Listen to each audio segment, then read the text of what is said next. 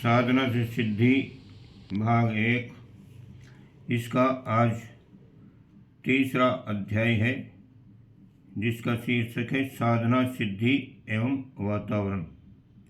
और इसमें आज का जो विषय है वह है वातावरण की विशिष्टता व महत्ता। एकांकी प्रयत्न और पुरुषार्थ का भी महत्व है और उसे सम्मानित प्रोत्साहित किया ही जाना चाहिए। कई बार तो एकांकी प्रयत्न भी इतने प्रचंड होते हैं कि वे भी न केवल व्यष्टि सत्ता को वरन समष्टि सत्ता तक को प्रभावित करने और उलटने तक में बहुत हद तक सफल हो जाते हैं। यूँ ऐसा यदा कदा ही अपवाद स्वरूप होता है, पर इससे ये तो पता चलता ही है कि ईश्वर का अंश राजकुमार अपने पिता की समस्त विभूतियाँ साथ लेकर आता है और यदि वह चाहे तो अपनी प्रसुप्ति को जागृति में बदलकर प्रखरता को अपनाकर समष्टि क्षेत्र में भी कुछ कर सकता है, जैसे चमत्कारी कहा जा सके। तेजस्वी, मनस्वी, तपस्वी स्तर के व्यक्ति ऐसा ही कुछ कर गुजरते हैं। ऐसी प्रतिभाएं महामानव के रूप में प्रतिष्ठा पाती हैं और अपने असाधारण कर्तव्य से सामयिक समस्याओं का समाधान करती हैं। अवतारी आत्माएं इसी स्तर की होती हैं। युग नेतृत्व कर सकने की विलक्षणता ही उन्हें भगवान स्तर का श्रेय सम्मान प्रदान करती हैं। ये व्यक्ति के चरम उत्कर्ष का उल्लेख होगा। इतने पर भी वातावरण की महत्ता अपने स्थान पर यथावत ही बनी रहती है। उसके प्रभाव की प्रचंडता पग पग पर परिलक्षित होती रहती है और आवश्यकता ये भी बनी रहती है कि किसी प्रकार समूचे वातावरण का अनुकूलन संभव बनाया जाए। इसके लिए सुनिश्चित उपचार सामूहिक साधना ही जाना और माना जाता रहा है। इन दिनों इन प्रयत्नों को युग शक्ति के उदय उद्भव का उद्देश्य पूरा करने के लिए प्रयुक्त किया जा रहा है। वातावरण का प्रभाव मनुष्यों की आकृति में पाए जाने वाले अंतर को देखकर जाना जाता है। काले, पीले, सफ़ेद और लाल रंगों की चमड़ी के में वातावरण का प्रभाव ही मुख्य है। ये विशेषताएं रक्तगत मानी जाती हैं, किंतु यह भी स्पष्ट है कि चमड़ी को प्रभावित करने वाली रक्तगत विशेषता अंततः विभिन्न देशों और क्षेत्रों में पाई जाने वाली जलवायु की भिन्नता से ही संबंधित है। मनुष्य के छोटे बड़े आकार देश और क्षेत्रों के हिसाब से होते हैं। पंजाबी और बंगाली के बीच शरीरों की सुदृढ़ता में जो कमी बेसी रहती है, उसमें वातावरण के प्रभाव को प्रत्यक्ष देखा जा सकता है। रूस के उज्बेकिस्तान प्रांत में अधिकांश व्यक्ति शतायुष होते हैं। उनके आहार विहार में सुविधा साधनों में कोई खास विशेषता नहीं होती। अन्यत्र रहने वालों की तरह वे भी मोटा झोटा खाते और औसत जिंदगी जीते हैं। फिर सारे क्षेत्र में दीर्घायु की परंपरा किस कारण चली आ रही है? इसका उत्तर वातावरण की विशेषता को ही समझना चाहिए। न केवल शरीरों में वरन स्वभाव में भी विशेष अंतर देखा जाता है।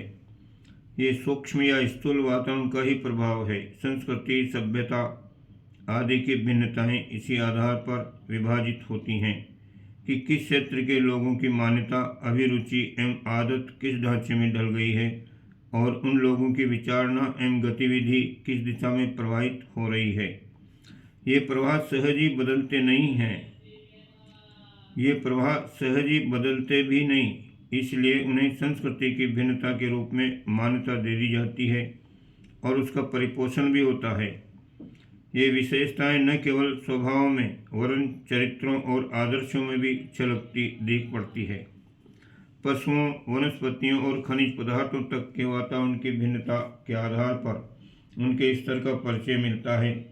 एक देश के पशुओं का दूसरे देश वालों की तुलना में न केवल आकृति में अंतर पड़ जाता है, वरन उनकी श्रम शक्ति, दूध देने आदि की क्षमताओं में भी अंतर होता है।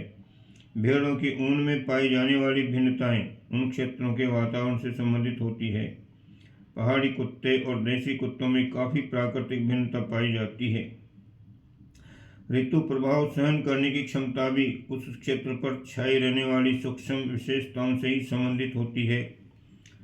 सर्दी वाले इलाके में जन्मे प्राणी सर्दी की और गर्म देशों के निवासी गर्मी की अधिकता को भी शांतिपूर्वक सहन कर लेते हैं, जबकि भिन्न भिन्न परिस्थितियों में जन्म लेने वालों के लिए परिवर्तन के साथ तालमेल बिठाना कठिन पड़ता है। तेज वाहनों पर सफर करने वाले अक्सर स्वास्थ्य में गड़बड़ी पड़ने की शिकायत करते रहते हैं। इसका कारण वातावरण में परिवर्तन की तीव्रता का शरीर की सहन शक्ति के साथ ठीक तरह तालमेल न बैठ सकना भी होता है। जड़ी बूटियाँ, घास, वनस्पतियाँ, फल फूल आदि के आकार, गंध, स्वाद आदि में अंतर पाया जाता है। विभिन्न क्षेत्र में उत्पन्न हुई औषधियों का नाम रूप एक होने पर भी उनके रसायनों और गुणों में असाधारण अंतर दिख पड़ता है। पक्षियों से लेकर कीड़े मकोड़ों तक की आकृति प्रकृति में अंतर देखा गया है। सांप, बिच्छू, छिपकली, मकड़ी आदि के विषयों में पाया जाने वाला अंतर यूँ दिखता तो जातिगत है, पर वे जातिगत विशेषताएं भी मूलतया वातावरण की ही प्रतिक्रियाएं होती हैं। अनेक देशों की, क्षेत्रों की परिस्थितियाँ, प्रथाएं और मान्यताएं, अभिरुचियाँ और संस्कृतियाँ भिन्न भिन्न होती हैं। उनमें जो बालक उत्पन्न होते हैं वे वातावरण के प्रभाव से उसी प्रकार की मनोवृत्ति और प्रकृति अपनाते चले जाते हैं। उनके चिंतन, स्वभाव और क्रियाकलाप लगभग वैसे ही होते हैं जैसे कि उसे प्रदेश में रहने वाले लोगों के। बहुमत का दबाव पड़ता है तो अल्पमत अनायास ही बहुतों का अनुकरण करने लगता है। समय का प्रभाव, युग प्रवाह इसी को कहते हैं। सर्दी गर्मी का मौसम बदलने पर प्राणियों के, वनस्पतियों के तथा पदार्थों के रंग ढंग ही बदल जाते हैं। गतिविधियों में ऋतु के अनुकूल बहुत कुछ परिवर्तन होते हैं।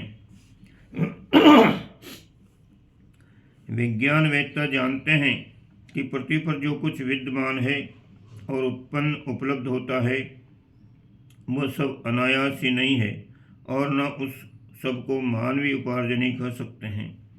यहाँ ऐसी बहुत कुछ होता रहता है जिसमें मनुष्य का नहीं वरन सूक्ष्म शक्तियों का हाथ होता है। सूर्य पर दिखने वाले धब्बे उसकी स्थिति के अनुसार बदलते रहते हैं। उस परिवर्तन का पृथ्वी पर भारी असर पड़ता है। उनसे पदार्थों की स्थिति और प्राणियों की परिस्थिति में आश्चर्यजनक हेरफेर होते हैं। विकिरण, चुंबकीय तूफान, अंधड़, चक्रवात किस प्रकार सामान्य परिस्थितियों को असामान्य बनाते हैं ये सभी जानते हैं। अंतरिक्षीय अदृश्य शक्ति वर्षा से कई बार धरती पर हिमयुग आए हैं। जल प्लावन, समुद्री परिवर्तन और खंड प्रलय के दृश्य उपस्थित हुए हैं।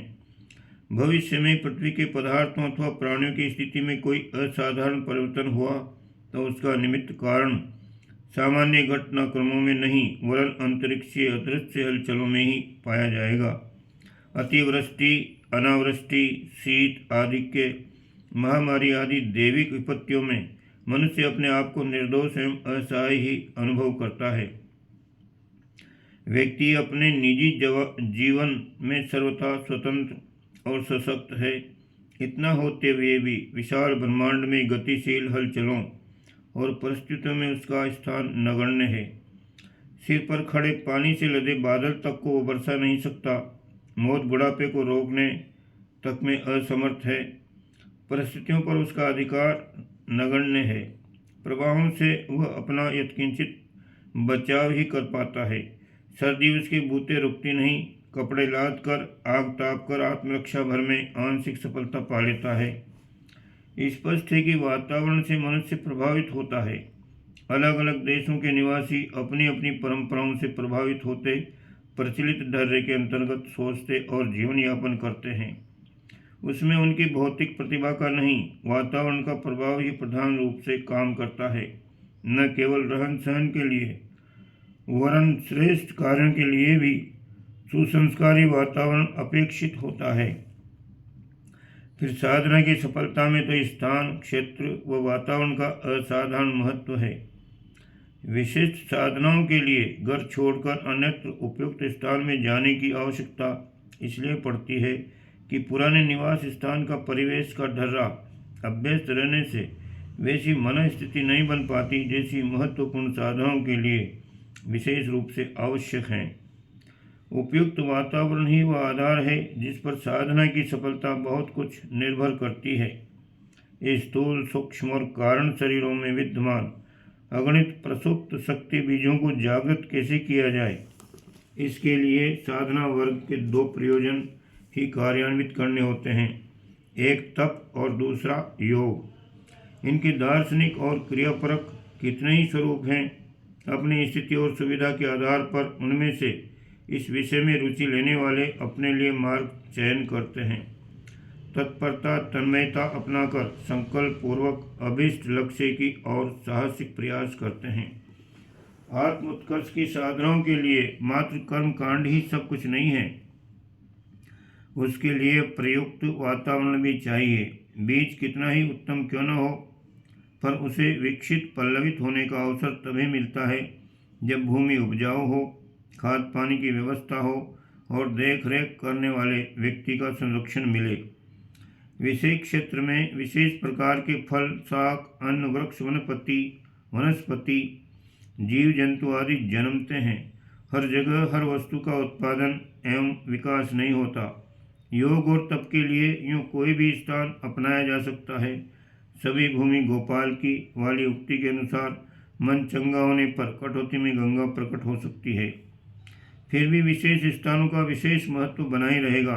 गंगा की गोद, हिमालय की छाया, सिद्ध पुरुषों का संरक्षण, ये त्रिविध विशेषताएं जिन्हें भी उपलब्ध होती हैं, वे अपनी साधना को सिद्धि में बदलने में अधिक सफलता प्राप्त करते देखे गए हैं।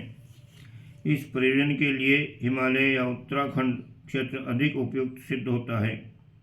इसलिए कितने ही मुमुक्षु इस क्षेत्र में अन्न, जल और आच्छादन की सुविधा देखकर अपने काम चलाओ कुटीर बना लेते हैं, उनमें साधना रत रहते हैं। कभी कभी इन साधकों में कुछ संपन्न जन भी होते हैं। वे प्रेरणा पाने पर इन्हीं कुटीरों के इर्द गिर्द कोई देवालय बना लेते हैं। कालांतर में वह किसी पुरातन कथा गाथा के साथ जुड़ जाता है। दर्शनार्थी आने लगते हैं और भूमि का, भवन का, परिकर का विस्तार होने लगता है। कई साधन संपन्न ऐसे स्थानों में अपने दान का स्मारक बनाने में अधिक उपयोगिता समझते हैं। घने शहरों में घिच पिच अनेकों देवालय, धर्मशालाएं बने होते हैं। उनके बीच किसी एक एक का विशेष स्मरण रह सकना संभव नहीं होता। हिमालय का उत्तराखंड देवात्मा भाग वस्तुतः तपोवन है। उसमें तीर्थ स्तर की सुविधा नहीं है। तीर्थों में आमतौर से गुरुकुल, आरण्यक और साधना आश्रम हुआ करते थे। उनमें सत्संग, स्वाध्याय की, निवास विश्राम की व्यवस्था रहती थी। अभी भी ऐसे तीर्थों के कितने ही प्रतीक चिन्ह जहाँ तहाँ विद्यमान है, किंतु हिमालय में समतल भूमि की व्यवस्था नगण्य होने के कारण वैसी बड़ी व्यवस्था का सुयोग नहीं बनता रहा है। छोटे छोटे कुटीर और आश्रम भर संभव होते रहे हैं। उनमें व्यक्तिगत साधनाएं इस दृष्टि से होती रही हैं कि अंतराल में समाहित प्रसुप्त शक्तियों का जागरण संभव हो सके, दिव्य वातावरण मिलता रह सके और उस भूमि की उर्वरता में उनका व्यक्तित्व बीज रूप में समुन्नत होते होते समर्थ संपन्न हो सके, साधना बढ़ते बढ़ते सिद्धि स्तर तक पहुँच सके। हिम क्षेत्र में आधुनिकता के प्रवेश के साथ अन्य कर्मियों के साथ सबसे बड़ी कमी हुई है उस क्षेत्र में विचरण करने वाले सिद्ध पुरुषों की। वे मात्र शीतलता के लिए ही नहीं यहाँ बसते थे, वरन सबसे बड़ी उपलब्धि थी निस्तब्धता। वह एकांत में ही मिल पाती है। कोलाहल और घिचपिच का प्रभाव वातावरण पर पड़ता है। फिर जिनमें व्यवसाय बुद्धि ही प्रधान है, वे जनसाधारण में पाए जाने वाले दोष दुर्गुणों से भी भरे रहते हैं। प्रवृत्तियां भी क्षेत्र को प्रभावित करती हैं। योगी तपस्वी यदि वातावरण में उत्कृष्टता का संचार करते हैं तो गए गुजरे व्यक्ति उस में प्रदूषण भी करते हैं।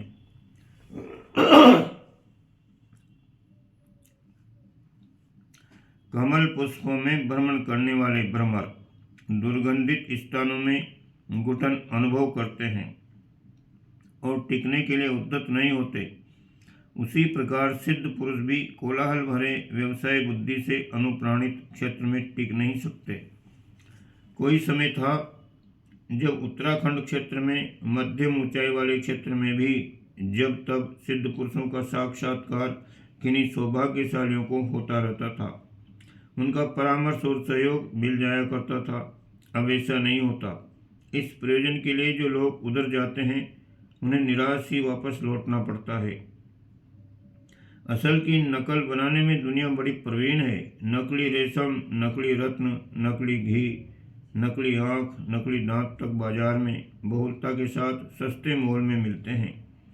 उनका विज्ञापन भी किया जाता है ताकि सस्ते के लोभ में कम समझ ग्राहकों को आसानी से आकर्षित किया जा सके।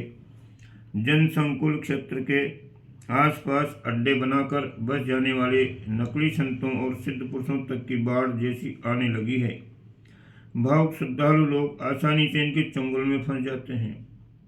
पुरातन मान्यताओं के अनुरूप उनकी मनोभूमि तो बनी ही होती है, फिर सहज प्राप्ति का प्रलोभन किसी से कैसे छोड़ते बनेगा। चिड़िया जाल में और मछली कांटे में इसी प्रलोभन के कारण फंसती है। सिद्ध पुरुषों की तलाश में निकले व्यक्ति भी आमतौर से इसी ब्रह्म जाल में फंसते हैं और जिस तिस के जाल जंजाल में फंसकर अपना मन, धन और समय खराब कर लेते हैं। कितने ही भावुक जनों की अभिलाषा होती है कि सिद्ध पुरुषों से भेंट सुयोग किसी प्रकार उन्हें मिले। इस कामना के पीछे मोटे रूप से तो उनकी भक्ति भावना ही दिखाई पड़ती है, पर वस्तुतः ऐसा होता नहीं। वे दर्शन मात्र के अभिलाषी नहीं होते, वे उनका कोई कौतूहल चमत्कार देखना चाहते हैं। चमत्कार देख चुकने पर उन्हें इस बात का भरोसा होता है कि ये सिद्ध पुरुष है या नहीं। इससे कम प्रदर्शन के बिना उन्हें इस बात का भरोसा ही नहीं होता कि ये कोई दिव्य आत्मा है। जब कुछ अचंबा, अनोखापन, जादू तमाशे जैसा कोई कौतूहल दिख पड़े तब उसके बाद अपने मन की गांठ खोलते हैं। गांठ में कामनाएं, ललक लिप्साएं भरी होती हैं। प्रचुर धन, खोया हुआ यौवन, बल, सौंदर्य, अधिकार, यश, प्रतिष्ठा, विजय, शत्रुनाश जैसी कामनाएं जब अपने पुरुषार्थ के बलबूते पूरी नहीं हो पाती तो उसकी पूर्ति देवताओं या सिद्ध पुरुषों से कराना चाहते हैं। देव पूजन आए दिन होता रहता है। जब अनुष्ठान, पूजन अर्चन का सिलसिला लंबी अवधि तक चलने पर भी जब मनोरथ पूरा नहीं होता तो एक ही संभावना बाकी रहती है, वे आकांक्षाएं किसी सिद्ध पुरुष के अनुग्रह से पूरी हों। अनुग्रह का विश्वास तब हो जब उनके प्रत्यक्ष दर्शन चरम चक्षुओं से हो सकें, आमने सामने का वार्तालाप बन पड़े, क्योंकि ऐसा हो नहीं पाता। अधिक संख्यक या तो निराश होकर लौटते हैं या धूर्तता का शिकार बनकर लौटते हैं। हिम प्रदेश उत्तराखंड की पवित्रता यथास्थान है। उससे लाभान्वित होने के लिए अंतरंग की पवित्रता व सही स्तर का मार्गदर्शन बर चाहिए। आत्मिक क्षेत्र की सिद्धियां सहज ही उपलब्ध होने लगती हैं। ओम शांति।